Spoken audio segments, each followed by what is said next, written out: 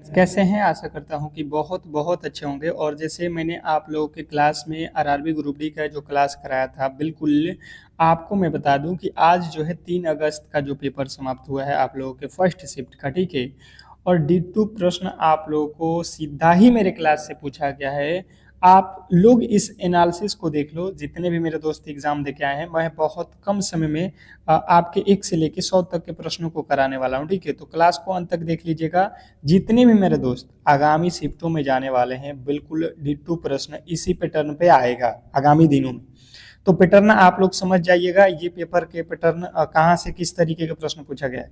और मैं आपको बता दूं कि जिस तरीके से मैंने आपको क्लास में बताया था, मैथ, रीजनिंग, साइंस और करेंट अफेयर जीके, बिल्कुल D2 प्रश्न आप लोगों के लमसम मेरे क्लास से लमसम 80% जो है प्रश्न डायरेक्ट पूछे गए हैं। जो कल के सुबह वाली क्लास जो था, वहां से तो काफी ज्यादा प्रश्न पूछे गए थे। मैंने खास करके आप लोगों से कहा था कि पूरे के पूरे क्लास को देख लेना, बहुत बड़ा बेनिफिट होगा। और जो देख कर गया था, जो मेरे से पढ़ के गया था, उसका तो बल्ले बल्ले हो गया आज के एग्जाम में, ठीक है। और आपका भी बल्ले बल्ले होगा। अगर आपका भी किसी भी दिन जो है आपका एग्जाम है, तो कहीं ना कहीं आप जो है आरआरबी ग्रुप डी के फॉर्म को भरे हैं, एग्जाम देने जाने वाले हैं, तो आप लोगों से हमारा रिक्वेस्ट रहेगा कि आप लोग क्लास को लाइक करके चैनल को सब्सक्राइब करके रखो। क्योंकि आज के जब तीनों शिफ्ट के पेपर समाप्त हो जाएंगे, तीनों ही शिफ्ट, तो हम शाम में 8 PM पे आपके लिए, जिनका भी पेपर कल है, उनके लिए स्पेशल रामबाण प्रश्नों के साथ हम हाजिर होंगे। और 100% प्रश्न आपको जिस तरीके से आज प्रश्न डायरेक्ट पूछे गए हैं, कल भी डायरेक्ट वहां से पूछे जाएंगे। तो देखिए आज के कौन कौन से प्रश्न पूछे गए हैं, हम बहुत कम समय में यहाँ पे प्रश्नों को करेंगे, क्योंकि यहाँ पे केवल आंसर देंगे, आप लोग मिला लीजिएगा। जिस प्रकार न्यूटन का संबंध भार से है, उसी प्रकार किसका संबंध दाब से है। देखिए इस तरीके का साइंस में प्रश्न पूछा गया था कि न्यूटन का संबंध भार से है, तो उसी प्रकार जो है दाब का संबंध किससे होता है, तो ये पास्कल से होता है। ये रीजनिंग टाइप का प्रश्न पूछ दिया था, ठीक है। पर आप कर सकते थे, मैंने आप लोगों को इस तरीके से एसआई मात्रक बताया था, और मुझे नहीं लगता है कि आप लोगों में से किसी ने भी गलती कर रखा होगा। अगला प्रश्न पूछा था कि निम्नलिखित में से किस धात्विक ऑक्साइड को केवल गर्म करके धातु में अपचयित किया जा सकता है। क्वेश्चन नंबर दूसरा साइंस का ही पूछा गया था। तो जिन बताया है मर्क्यूरिक ऑक्साइड, उनके बिल्कुल राइट उत्तर थे ऑप्शन नंबर बी। मैं फिर कह दे रहा हूं कि पूरा प्रश्न देख लेना, मैथ का हो, रीजनिंग का हो, आपका करंट अफेयर में कौन से प्रश्न पूछे गए हैं, जीके में सारा प्रश्न कराने वाला हूं। आप थोड़े से वेट कर लो। एक बर्तन में भरा तरल पदार्थ समान ऊंचाई पर दाब डालता है कि क्या दाब डालता है, यह प्रश्न पूछा गया था कि एक बर्तन में भरा तरल पदार्थ समान ऊंचाई पर जो है आप लोगों को बताना था कि जो है पात्र की सभी दिशाओं में समान रूप से जो है दाब डालता है। ऑप्शन नंबर सी इसका राइट था। अगर आपने भी सी लगा के आए हैं तो बिल्कुल आपका सही उत्तर था। अगला प्रश्न देखिए, चौथा आप लोगों से पूछा गया था, किसी वस्तु की प्रारंभिक और अंतिम स्थिति के बीच सबसे छोटी दूरी को क्या कहा जाता है। किसी वस्तु की प्रारंभिक और अंतिम स्थिति के बीच की छोटी इकाई को क्या कहा जाता है, तो इसे कहा जाता है विस्थापन। इसे कहा जाता है विस्थापन। ऑप्शन नंबर ए जो है आप लोगों का बिल्कुल सही उत्तर था। ऑप्शन नंबर ए, जो भी मेरे दोस्त करके आए हैं उनके बिल्कुल सही उत्तर थे। अगला प्रश्न देखिएगा, हम लोग तेजी में चल रहे हैं, ये क्लास नहीं, ये हम आज के जो प्रश्न पूछे गए हैं उसके आंसर दे रहे हैं, कम समय में आप मिला लो। निम्नलिखित में से कौन सी धातु जल के साथ अत्यधिक जो है तीव्रता से जो है अभिक्रिया करती है। तो जल के साथ अत्यधिक तीव्रता से जो है आप लोगों को बताना था कि सोडियम जो है सबसे अधिक तीव्रता से जो है यहाँ पे रिएक्शन करती है, अभिक्रिया करती है। ऑप्शन नंबर डी जो है आप लोगों का सही उत्तर था। अगर आपने भी डी लगा के आए हैं तो बिल्कुल सही उत्तर था। नेक्स्ट प्रश्न आप लोगों से पूछा गया था, क्वेश्चन नंबर 6 देखिए, कोलाइड कण किसके द्वारा जो है पृथक होता है। कोलाइड कण किसके द्वारा पृथक होता है, क्वेश्चन नंबर 6 में पूछा गया था, कोलाइड कण किसके द्वारा पृथक होता है। तो जिन्होंने बताया यहाँ पे अपकेंद्रण द्वारा पृथक होता है। ऑप्शन नंबर सी आपका बिल्कुल सही उत्तर है। ऑप्शन नंबर सी बिल्कुल आपका सही उत्तर है। अगला प्रश्न आप लोगों से पूछा था यहाँ पे, क्वेश्चन नंबर 7 कि जो है किस कोशिकांग को कोशिका की आत्मघाती थैली कहा जाता है। किस कोशिकांग को कोशिका की आत्मघाती थैली कहा जाता है। क्वेश्चन नंबर 7 ये कल वाले सुबह में ही क्लास मैं कराया था ये, और डायरेक्ट प्रश्न आप लोग के एग्जाम हॉल में देखिए आ गया है। तो लाइसोसोम आपके बिल्कुल सही उत्तर थे, option number A. Option number A वाले जितने भी मेरे दोस्त थे उनके बिल्कुल सही उत्तर थे। नेक्स्ट प्रश्न आप लोगों से पूछा गया था क्वेश्चन नंबर 8वां में कि किसी बल द्वारा किया गया कार्य धनात्मक तब कहा जाता है। किसी बल द्वारा किया गया कार्य धनात्मक तब कहा जाता है जब, तो जब जो है आप लोगों को बताना है बल का एक अवयव विस्थापन की दिशा में हो। क्वेश्चन आपके सामने सी, क्वेश्चन नंबर 8वें का सी जो है राइट उत्तर था। नेक्स्ट प्रश्न आप लोगों के सामने देखिएगा, क्वेश्चन नंबर 9 पूछा गया था कि वायुमंडल के उच्च स्तर पर निम्नलिखित में से कौन पृथ्वी की जो है सतह को परावैंगनी विकिरण से परिवर्तित करती है। मैं फिर बता देता हूं कि जितने भी मेरे दोस्त जिन्होंने क्लास को लाइक नहीं किया है तो एक बार क्लास को लाइक कर लो और क्लास को शेयर कर दो, क्योंकि आप ही के लिए कह रहा हूं। अगर आपका एग्जाम किसी भी दिन होने जा रहा है, अगर आपका एग्जाम किसी भी दिन ग्रुप डी का है, तो देखिए आज जिस तरीके से प्रश्न पूछा गया और जिन टॉपिकों से ये प्रश्न पूछा गया, हम बिल्कुल आपको बता दूं कि हमेशा रेलवे के एग्जाम जो होते हैं बिल्कुल एक जैसे, एक मतलब पैटर्न जो आज का एग्जाम का है सेम टू सेम ऐसा ही पेपर आएगा इसी के लेवल का। तो हम इन्हीं टॉपिकों के जो भी महत्वपूर्ण प्रश्न है ये शाम के 8 PM पे आप लोगों के साथ लेकर आ रहे हैं। तो जितने भी मेरे दोस्त आगामी दिनों में एग्जाम देने जा रहे हैं, आप इस क्लास को लाइक करके चैनल को सब्सक्राइब करके रखो ताकि उस क्लास का नोटिफिकेशन सबसे पहले आप तक पहुंचे, ठीक है। अगर सिलेक्शन लेना है तो कहीं ना कहीं आपको जिस तरीके के प्रश्न पूछे जा रहे हैं उसके आधार पर पढ़ना पड़ेगा। तो बैगनी किरणों में परिस्थितिक जो है ओजोन करता है, आपको ऑप्शन नंबर सी लगाना था। अगला प्रश्न आप लोगों से पूछा था केमिस्ट्री से कि फार्मिक अम्ल का सूत्र क्या है। फॉर्मूला मैंने आप लोगों को सारा का सारा फॉर्मूला लिखा दिया था केमिस्ट्री का। फार्मिक अम्ल वाला देखिए डायरेक्ट पूछ लिया था, तो ये होता है HCOOH। फार्मिक अम्ल का फॉर्मूला क्या होता है, HCOOH। नेक्स्ट प्रश्न आप लोगों से पूछा था, यहाँ पे देखिए क्वेश्चन नंबर 11 साइंस का पूछा था, नर जनन तंत्र में शुक्रवाहिका का जो है मुख्य कार्य क्या है। तो देखिए नर में जो है शुक्रवाहिका का जो कार्य है आप लोगों को बताना था कि शुक्राणुओं को अधिवृषण से मूत्र मार्ग तक पहुंचाना। ऑप्शन नंबर सी जो है हमारा बिल्कुल सही उत्तर था। नेक्स्ट प्रश्न आप लोगों के सामने यहाँ पे क्वेश्चन नंबर 12 था। 12 में पूछा गया था कि कोशिका में लाइसोसोम की क्या भूमिका होती है। कोशिका में लाइसोसोम की क्या भूमिका होती है, क्वेश्चन नंबर 12 में पूछा गया था। कोशिका में लाइसोसोम की क्या भूमिका होती है, तो आप लोग को बताना था विजातीय पदार्थों का जो है पाचन करना, विजातीय पदार्थों का पाचन करना। नेक्स्ट प्रश्न आप लोगों से पूछा था क्वेश्चन नंबर 13 कि जो है निम्नलिखित में से कौन सा कार्बन यौगिक सामान्य परिस्थिति में नीला गैर कजली के साथ जलता है। तो ये जो है आप लोगों को बताना था कि ये एथेनॉल होता है, ऑप्शन नंबर डी। अगला प्रश्न आप लोगों से पूछा था क्वेश्चन नंबर 14, देखिए साइंस में पूछा गया था कि लैंगिक जनन करने वाले जंतुओं में अनुवांशिकी विविधता निम्नलिखित में से किसके द्वारा जो है सुनिश्चित की जाती है। क्वेश्चन नंबर 14 में पूछा गया था। तो जिन्होंने बताया यहाँ पे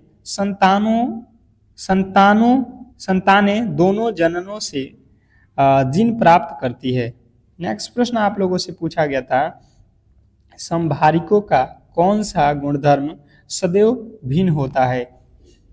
पूछ रहा है कि संभारिकों का कौन सा गुण सदैव भिन्न होता है। क्वेश्चन नंबर 15 में पूछा गया था आप लोगों से। तो ये जो है न्यूक्लियानों की जो संख्या है ये भिन्न होता है, ऑप्शन नंबर सी जो है आप लोगों को बताना था। यहाँ पे क्या पूछा है, संभारिक समान भार वाले। तो भाई साहब संभारिक जिसका समान भार हो, हमसे पूछा है सदैव भिन्न होता है मतलब अलग होता है, तो परमाणु संख्या अलग अलग होता है और उसका भार जो है सेम रहता है, बी होगा, बी 15 का बी। नेक्स्ट प्रश्न आप लोगों से पूछा गया था कि एक समान गति के बारे में निम्नलिखित में से कौन सा कथन गलत है। हमें गलत वाले कथन को पहचानना था। देखिए गलत इसमें है कि गति समय के साथ लगातार बदलता रहता है, ये बात बिल्कुल गलत है। नेक्स्ट प्रश्न आप लोगों से पूछा गया था यहाँ पे कि निम्नलिखित में से कौन से टिड वाले वणक पौधों को पीला, नारंगी या लाल रंग प्रदान प्रदान करता है।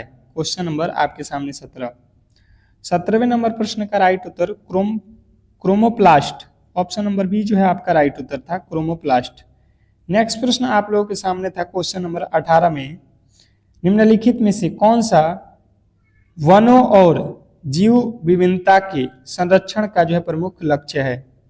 क्वेश्चन नंबर जो है आप लोगों के सामने था 18। तो ये जो है आप लोगों को बताना था कि विरासत में मिली जैव विविधता को संरक्षित करना, बिल्कुल आपका राइट उत्तर था। अगला प्रश्न आप लोगों से देखिए पूछा गया था क्वेश्चन नंबर 19 में कि निम्नलिखित में से किसे कार्बनिक यौगिक नहीं माना जाता है। कार्बनिक यौगिक मैंने ये क्लास में आप लोगों को बिल्कुल बताया था, और जो ध्यानपूर्वक मेरी क्लास को देख के गए हैं उनको तो बल्ले बल्ले हो गया है। एथेनॉल, मैं आप लोगों से वही तो कह रहा हूँ, क्लास कर लो, बहुत बड़ा बेनिफिट होने वाला है। ग्रीन हाउस प्रभाव के लिए मुख्यतः कौन सी गैस उत्तरदायी है और जीवाश्म ईंधनों के दहन पर उत्पन्न होती है। क्वेश्चन नंबर 20वें नंबर प्रश्न के जो राइट उत्तर है, जिनने बताया है कार्बन डाइऑक्साइड, उनके बिल्कुल राइट उत्तर है ऑप्शन नंबर ए। नेक्स्ट प्रश्न आप लोगों से पूछा गया था यहाँ पे कि एक मशीन टी सेकेंड में डब्ल्यू कार्य करती है, मशीन की जो है शक्ति पी वाट निम्नलिखित में से किस संबंध द्वारा सही रूप से दी गई है। तो देखिए यहाँ पे P बराबर फॉर्मूला क्या होता है ये बताना है, तो P बराबर होता है W/T। अब देख लो कहाँ पे है, ये है ऑप्शन नंबर बी, जिन्होंने लगाए हैं उनके सही उत्तर थे। अगला प्रश्न पूछा गया था कि निम्नलिखित में से किसका प्रकाशीय घनत्व उच्च परंतु द्रव्यमान घनत्व कम होता है। पूछा गया था कि निम्नलिखित में से किसका जो है प्रकाशीय घनत्व उच्च परंतु द्रव्यमान घनत्व कम हो सकता है। तो जितने भी मेरे दोस्त 22वें के राइट उत्तर बताए हैं तारपीन, उनके बिल्कुल राइट उत्तर है ऑप्शन नंबर बी, तारपीन। नेक्स्ट प्रश्न आप लोगों से पूछा गया था कि जब लिटमस को बोरेशन के विलयन में मिलाया जाता है तो यह जो है आप लोगों का क्या होता है, तो यह जो है नीला हो जाता है। ऑप्शन नंबर सी जो है आपके बिल्कुल सही उत्तर था। अगला प्रश्न था कि निम्न में से कौन सा अपने आप में एक संतुलित आहार है। निम्नलिखित में से कौन सा अपने आप में संतुलित आहार है। क्वेश्चन नंबर 24 का जो राइट उत्तर है ये हो जाएगा आपका दूध। अगला प्रश्न आप लोगों से पूछा गया था क्वेश्चन नंबर देखिएगा 25, पूछा था कि जो है विटामिन के प्राकृतिक रूप से आप लोगों को जो है आंत में पाए जाने वाले जो है जीवाणुओं द्वारा जो है निर्मित होता है। अगर आपने भी ऑप्शन नंबर डी को चुन रखा था तो ये सही उत्तर था, ठीक है। अब देखिए साइंस के बाद आप लोगों से जीके और करंट अफेयर में प्रश्न क्या पूछे गए थे, यहाँ पे फटाफट से देख लो। मैं रीजनिंग मैथ दोनों ही कराने वाला हूँ अभी जीके के जस्ट बाद, तो ये आप लोगों को पैटर्न हम दिखा रहे हैं, और क्लास जो है शाम में 8 PM पे आएगा, बिल्कुल इन्हीं टॉपिकों के जहां से प्रश्न पूछा गया बिल्कुल सेम टू सेम ऐसा ही पेपर आएगा कल भी, आप समझ लो। जो इसका पैटर्न है सेम टू सेम ऐसा ही रहेगा। तो रेलवे के एग्जाम की ये खासियत है, और आप लोगों से मैं कह दे रहा हूँ कि शाम वाली क्लास आप किसी भी एंगल से मिस मत करना। जिनका भी ये पेपर आगामी दिनों में होने जा रहा है किसी भी दिन, तो बहुत बड़ा बेनिफिट हो जाएगा आपको, ठीक है। औद्योगिक नीति संकल्प 1956 निम्नलिखित में से किस जो है पंचवर्षीय योजना में अपनाया गया था। तो यहाँ पे जो है आप लोगों को बताना था कि ये जो है पहली पंचवर्षीय योजना थी। 56 में कौन थी, पहली पंचवर्षीय योजना थी। नेक्स्ट प्रश्न आप लोगों से जो है दूसरा जीके का प्रश्न था कि जो है 14वें संशोधन अधिनियम 1962 के द्वारा भारत में किस केंद्र शासित प्रदेश को जो है शामिल किया गया। 1962 में किस केंद्र शासित प्रदेश को शामिल किया गया था, तो ये जो है पुडुचेरी थी। ऑप्शन नंबर आप लोगों को सी रखना था, जिन्होंने सी को चुन रखा था उनके बिल्कुल सही उत्तर थे। अगला प्रश्न पूछा था अमर जीवन पुस्तक किस भाषा में जो है लिखी गई। अमर जीवन पुस्तक किस भाषा में लिखी गई। क्वेश्चन नंबर 28 का जो राइट उत्तर था, जितने भी मेरे दोस्त यहाँ पे बताए थे कि अमर जीवन जो है बंगाली भाषा में लिखी गई थी, उनके बिल्कुल सही उत्तर थे। अगला प्रश्न आप लोगों से पूछा गया था यहाँ पे क्वेश्चन नंबर 29, भारत में वहाबी वहाबी आंदोलन का नेता निम्नलिखित में से कौन था? वहाबी आंदोलन का नेता जो है आप लोगों को यहाँ पे बताना था कि सैयद अहमद बरे बरेलवी। ऑप्शन नंबर ए जो है आपको लगाना था। अगला प्रश्न आप लोगों से पूछा गया था क्वेश्चन नंबर 30 कि दीन दयाल उपाध्याय ग्रामीण कौशल योजना की आवेदन प्रक्रिया में परियोजना डिजाइन मूल्यांकन के लिए अधिकतम जो है सदैव अंक कितना है, संभव अंक कितना है? तो देखिए दीनदयाल में जो है अधिकतम अंकों का जो संभावना है ये 1400 का रखा गया है। ऑप्शन नंबर बी वाले जो है आप लोगों को बताना था, राइट उत्तर था। ठीक है, नेक्स्ट प्रश्न देखिएगा आप लोगों से पूछा गया था यहाँ पे कि जो है भारत में किस राज्य ने सबसे पहले जो है क्रॉनिक डिकनी डिजिटल जो है रजिस्ट्री की योजना बनाई? क्वेश्चन नंबर 31 में पूछा गया था। तो जिन्हें बताया है उड़ीसा राज्य, उनके बिल्कुल सही उत्तर थे। अगला प्रश्न आप लोगों से पूछा गया था प्रो रेसलिंग लीग 2026 का जो है किताब किस टीम ने जीता? मैंने ये भी क्लास में आप लोगों को कराया था करंट अफेयर वाली में। और देखो डायरेक्ट प्रश्न आप लोगों के पूछ लिए गए हैं। तो ये फायदे हैं, मैं फिर से दोहरा दे रहा हूं कि अगर आपने क्लास को लाइक नहीं किया है तो लाइक और शेयर जरूर कर दो एक बार। ठीक है, आपका एक एक लाइक हमें मोटिवेट करता है। और शाम के 8 PM वाली क्लास तो आपके लिए रामबाण सिद्ध होगा। मैं फिर से कह दे रहा हूँ कि शाम वाली क्लास किसी भी एंगल से छोड़ना मत। तो जिन्होंने बताया यहाँ पे हरियाणा थंडर्स, उनके बिल्कुल राइट उत्तर थे, हरियाणा ने जीता था। अगला प्रश्न आप लोगों से पूछा गया था दलमा वाइल्ड्स लाइफ सेंचुरी किस राज्य में स्थित है? क्वेश्चन नंबर 33 पूछा गया था आप लोगों से। तो देखिए 33वें नंबर प्रश्न का जो राइट उत्तर था ये था झारखंड। नेक्स्ट प्रश्न आप लोगों से पूछा गया था कि वर्ष 2026 में 79वें ब्राफ्ट पुरस्कार में सर्वश्रेष्ठ बाल एवं पारिवारिक फिल्म का जो है सम्मान किस मणिपुरी फिल्म को मिला? क्वेश्चन नंबर 34 में जितने भी मेरे दोस्त बताए थे बोंग फिल्म को, बिल्कुल उनके राइट उत्तर थे। अगला प्रश्न आप लोगों से पूछा गया था संयुक्त राष्ट्र परिषद के कितने अस्थायी सदस्य हैं? संयुक्त राष्ट्र परिषद के कितने अस्थायी सदस्य हैं? तो जितने भी मेरे दोस्त यहाँ पे बता के आए हैं कि टोटल 10 अस्थायी सदस्य हैं। ऑप्शन नंबर ए आप लोगों का ये बिल्कुल सही उत्तर जो है। नेक्स्ट प्रश्न आप लोगों के सामने यहाँ पे जो है पूछा गया था सुपोषित गुरुडेश्वर मिशन किस राज्य में शुरू किया गया? क्वेश्चन नंबर 36वां नंबर प्रश्न में पूछा गया था। तो जिन्होंने बताया यहाँ पे गुजरात में, उनके बिल्कुल राइट उत्तर था ऑप्शन नंबर डी। नेक्स्ट प्रश्न आप लोगों से पूछ लिया था कि जो है जन औषधि दिवस प्रतिवर्ष किस दिन मनाया जाता है? जन औषधि दिवस प्रतिवर्ष किस दिन मनाया जाता है? प्रश्न पूछा गया था आप लोगों से कि जन औषधि दिवस प्रतिवर्ष कब मनाया जाता है? तो जितने भी मेरे दोस्त बताए थे 7 मार्च को, उनके बिल्कुल सही उत्तर थे।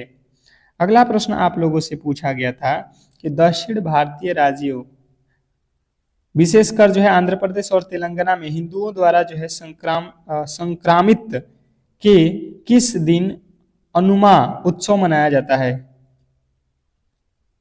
तो जितने भी मेरे दोस्त यहाँ पे बता के आए हैं तीसरे दिन, उनके बिल्कुल सही उत्तर थे। नेक्स्ट प्रश्न आप लोगों से पूछा गया था गगनयान कार्यक्रम के अंतर्गत मिशन मित्रता का जो है मित्रा का जो है आयोजन किस स्थान पर किया गया? मित्रा का आयोजन जो है आप लोगों को बताना था कि ये जो है लेह में किया गया था, ऑप्शन नंबर ए।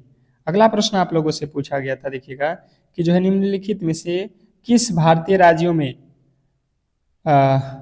जागर नृत्य शैली की जो है उत्पत्ति हुई?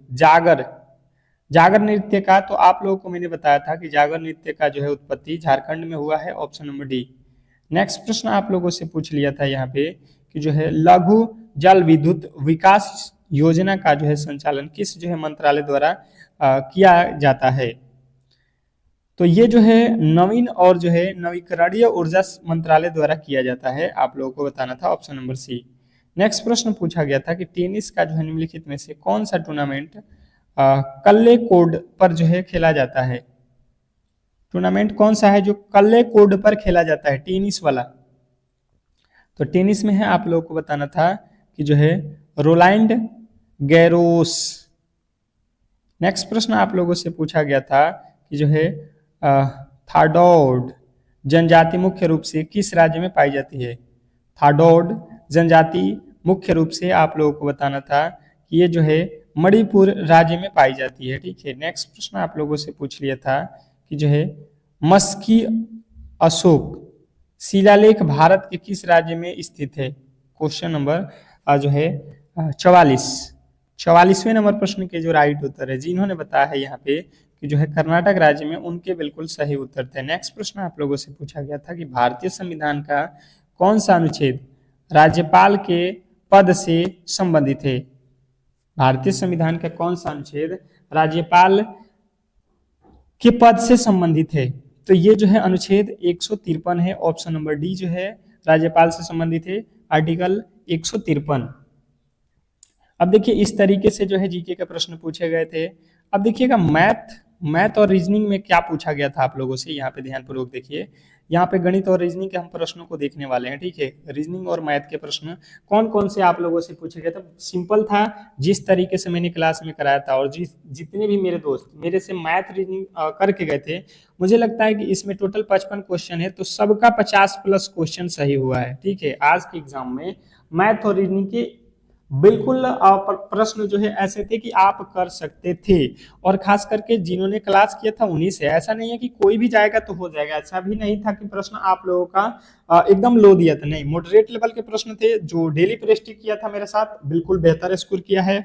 और अभी भी समय है, जिनका भी पेपर आगामी दिनों में होने जा रहा है, तो आपके लिए सुनहरा मौका है कि आप हमसे डेली फ्री क्लासेज है 8 PM पे आपके लिए, जिस तरीके के आज प्रश्न जिन टॉपिकों से पूछे गए उन्हीं टॉपिकों को हम कवर कर रहे हैं। 100% प्रश्न यहीं से आएगा, इसकी गारंटी है, ठीक है। क्योंकि पेपर का पैटर्न आप लोग देख रहे हो, उसी के आधार पर प्रश्न आएंगे आगे भी। तो देखिए मैथ में पूछा गया था कि दो संख्याओं का जो है अनुपात यहाँ पे दिया गया है, इनका जो है एलसीएम जो है दिया गया है, तो इनका HCF आप लोगों से पूछा गया था। अब यहाँ पे सबसे पहले आप लोगों को करना क्या था कि दो संख्या है, इसको मान लेते हैं हम, एक 3x, दूसरा वाला है 4x। इनका जब हम निकालेंगे क्या एलसीएम, तो 3 और 4 का एलसीएम कितना होता है, 3 चौका 12, और x है तो x लग जाएगा। हम कह रहे हैं कि इनका एलसीएम है 12x, ये कह रहे नहीं भाई साहब हमारा एलसीएम 240 है। हम यहाँ से काटेंगे तो x का वैल्यू हो जाएगा 12 दूना का 24, अर्थात 20, अर्थात क्या हो जाएगा 20। इसने कहा HCF बताओ, तो देखिए 3 और 4 का HCF क्या है, 1 होगा, अर्थात x होगा दोनों में कॉमन, तो 20 ही इसका HCF भी होने वाला था। ऑप्शन नंबर सी जो है आपका बहुत बहुत आसान प्रश्न था, और सभी लोग कर लिए होंगे जिन्होंने मेरे क्लास को देखकर गए थे एग्जाम हॉल में, ठीक है। नेक्स्ट प्रश्न आप लोगों से पूछा गया था, देखिएगा यहाँ पे कि जो है क्वेश्चन नंबर दूसरा गणित का ही प्रश्न था कि किसी शहर की जनसंख्या 5000 है, यदि पहले वर्ष 20% की वृद्धि और दूसरे वर्ष, पहले वर्ष 10% की वृद्धि और दूसरे वर्ष 20% की वृद्धि हो, तो 2 वर्ष बाद जनसंख्या जो है क्या होगी। 2 वर्षों के बाद जो है जनसंख्या हम लोगों से पूछा गया था कि उस शहर की जनसंख्या। तो देखिए बहुत सिंपल था, मेरे पास जो है अभी 5000 किसी गांव की जो है जनसंख्या पता चल गया, और लोग कह रहे हैं कि भाई साहब अगले साल इसमें 10% का वृद्धि हो जाएगा, मतलब अभी 100 लोग हैं तो अगले साल 110 लोग हो जाएंगे। फिर उसके बाद कह रहे भाई साहब अगर उसके अगले वर्ष हम चलते हैं तो वहां पे 20% का वृद्धि होगा, मतलब अगर 100 है तो ये लोग हो जाएंगे 120। हम जो है ये 2 जीरो से 2 जीरो काटते हैं, और ये 2 जीरो से ये 2 जीरो काटते हैं, ये हो जाएगा 11 पचे 55, और 55 में 12 से गुणा करेंगे, 12 पचे 60, 12 पचे 60 और 6 66, अर्थात यहाँ पे जो लोग हो जाएंगे 6600 लोग हो जाएंगे। जब हम 2 वर्ष के बाद वहां पे देखेंगे लोगों की संख्या तो 6600 हो जाएगा। बिल्कुल आपने समझ लिया होगा, और ऐसे प्रश्न को एग्जाम हॉल में करके ही आओगे। अगला प्रश्न देखिए रीजनिंग का पूछा गया था कि दी गई श्रृंखला में लुप्त संख्या ज्ञात कीजिए। इस तरीके के लुप्त संख्या से प्रश्न आप लोग के एग्जाम हॉल में 2-2 ठो पूछा जा रहा है, 2-2 ठो, ठीक है। तो कहीं ना कहीं इस पे भी आपको ध्यान देना है, जिन टॉपिकों से ज़्यादा प्रश्न पूछे जा रहे हैं उन टॉपिकों को बेहतर तरीके से तैयार करना है। और बेहतर कब होगा, जब आप हमसे जुड़ोगे। बिल्कुल शाम में फ्री क्लासेज रहेगा और आपके लिए ही वो स्पेशल है, जहाँ से आप समझ जाओगे कि कहाँ से प्रश्न पूछा जा रहा है, किन टॉपिकों से। 11 से लिखा है 13, 13 से लिखा है 11 से 13 2,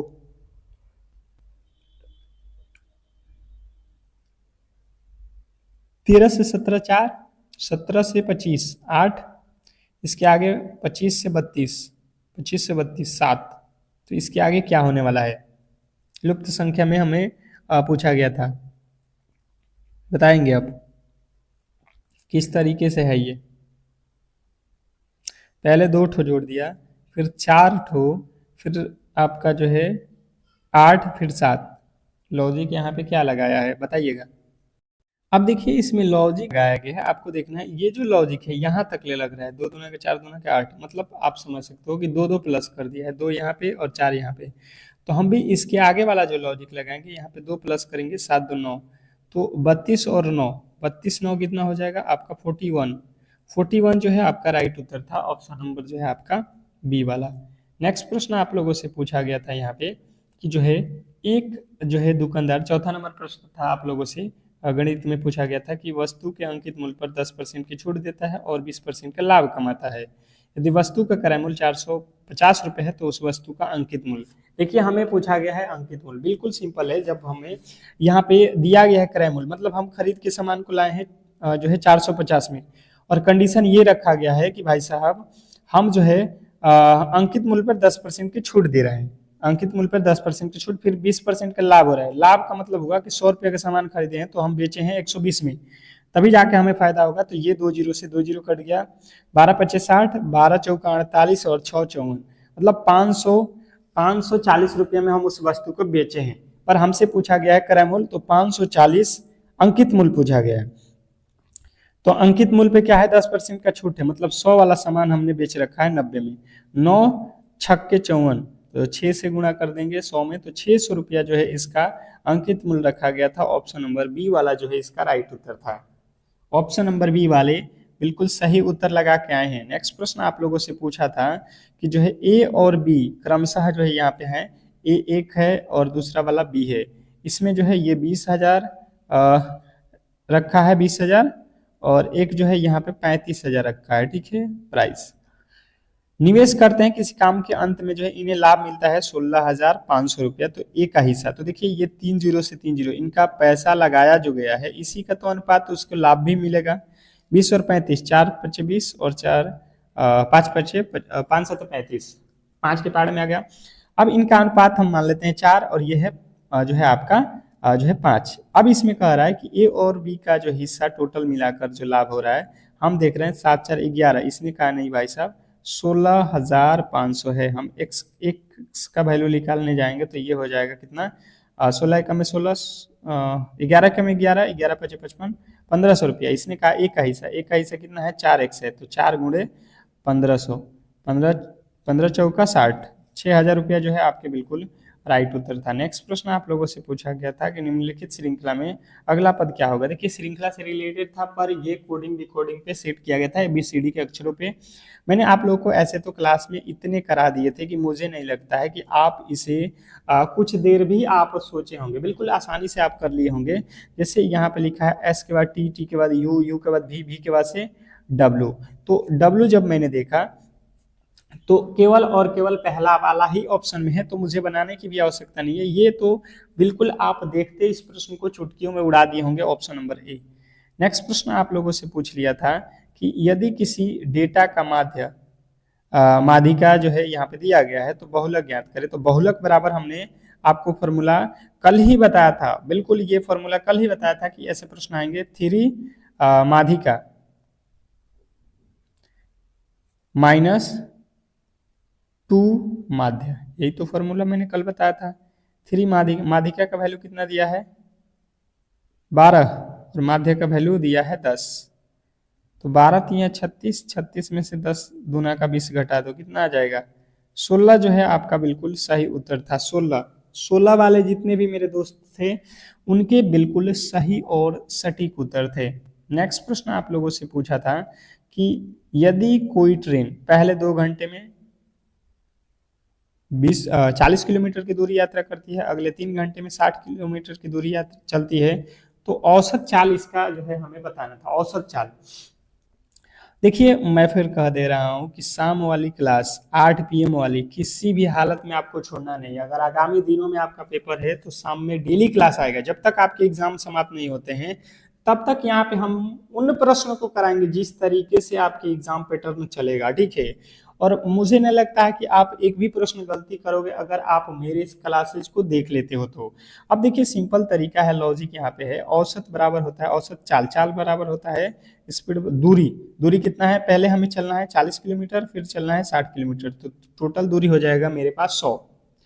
तो स्पीड बराबर होता है दूरी बटा समय, समय हमारे पास है 2 घंटा और यहाँ पे है 3 घंटा, तो यहाँ पे हो जाएगा हमारा 5 घंटा।